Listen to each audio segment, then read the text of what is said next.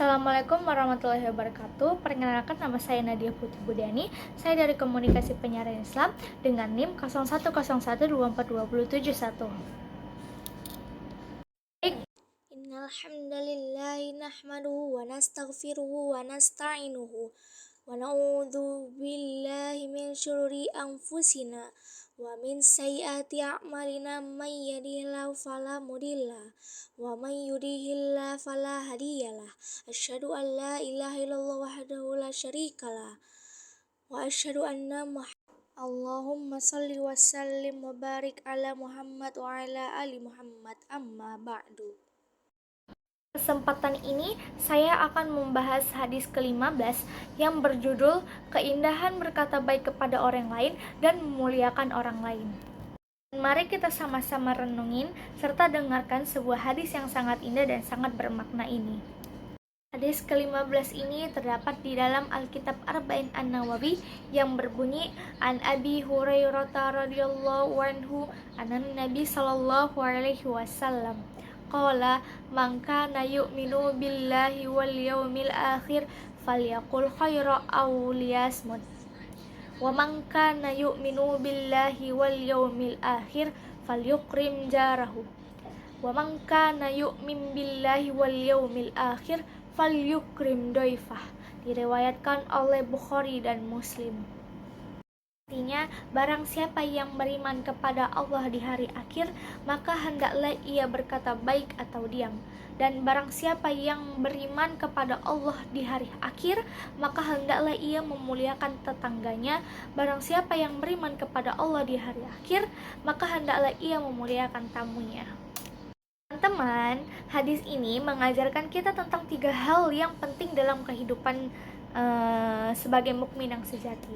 Yang pertama itu adalah pentingnya menjaga lisan, teman-teman. Islam itu mengajarkan kita untuk senantiasa berkata baik atau diam saja jika tidak ada yang mau diucapkan. Lisan itu adalah senjata yang sangat tajam, bisa melukai hati orang lain jika tidak dijaga. Jadi mari kita sama-sama menjaga lisan kita jika tidak mau menyakiti hati orang lain. Oleh karena itu, mari kita hindari perkataan-perkataan yang buruk seperti ghibah, memfitnah, serta menyakitin hati orang lain.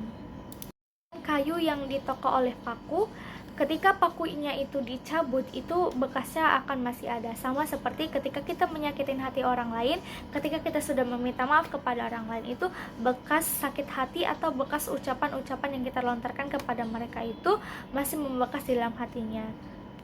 Nah, yang kedua itu adalah memuliakan tetangga nih, teman-teman. Tetangga itu adalah orang yang paling dekat dengan kita dalam kehidupan sehari-hari gitu. Di Islam juga menganjurkan kita untuk berbuat baik kepada tetangga, saling tolong-menolong serta menghormati mereka.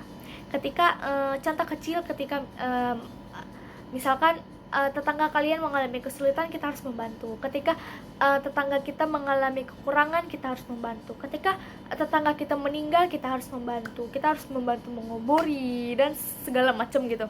Sebegitu dekatnya kita dengan tetangga kita. Dan kita tuh dengan memuliakan tetangga itu, kita tuh telah udah meneladanin akhlaknya Rasulullah SAW, teman-teman. Jadi jangan sungkan untuk berbuat baik kepada tetangga kita. Sekalipun dia jahat kepada kita, kita harus membalasnya dengan kebaikan. Ketiga ini adalah memuliakan tamu gitu. Kenapa kita harus memuliakan tamu gitu? Karena di Islam juga ternyata diajarkan gitu, teman-teman, memuliakan tamu itu adalah anugerahnya dari tamu itu adalah anugerah dari Allah Subhanahu wa taala. Karena Islam sangat menjunjung tinggi kedudukan tamu. Memuliakan tamu adalah bentuk syukur kita kepada Allah Subhanahu wa taala atas rezeki yang telah diberikannya. Dengan memuliakan tamu, kita akan mendapatkan pahala yang besar dan rezeki yang berkah nih, teman-teman. Ternyata dengan memuliakan tamu aja kita mendapatkan pahala yang besar dan rezeki yang melimpah nih. Jadi itu adalah 3 poin yang terdapat di dalam hadis ke-15 ini. Dan itu adalah 3 hal penting dalam kehidupan sehari-hari atau sebagai mukmin sejati, teman-teman. Jadi mohon didengarkan dengan seksama ya. Hadis ini mengajarkan kita bahwa iman kepada Allah dan hari akhir tuh harus bercermin dalam perilaku kita sehari-hari ternyata ya. Iman yang benar akan melahirkan akhlak yang mulia seperti berkata yang baik, memuliakan tetangga, dan memuliakan tamu seperti yang sudah saya jelaskan di awal tadi. Jadi, harapan saya adalah mari kita jadikan hadis ini sebagai pedoman dalam hidup kita, dalam kehidupan sehari-hari kita. Karena manfaatnya emang bener-bener seluas itu ternyata teman-teman. Seperti yang saya bilang tadi, ini adalah hadis yang sangat indah dan sangat bermakna. Semoga Allah Subhanahu wa taala memberikan kita taufik dan hidayah untuk selalu mengamalkan ajaran-ajaran Islam dalam kehidupan kita. Baik, itu saja serama yang bisa saya sampaikan. Wassalamualaikum warahmatullahi wabarakatuh.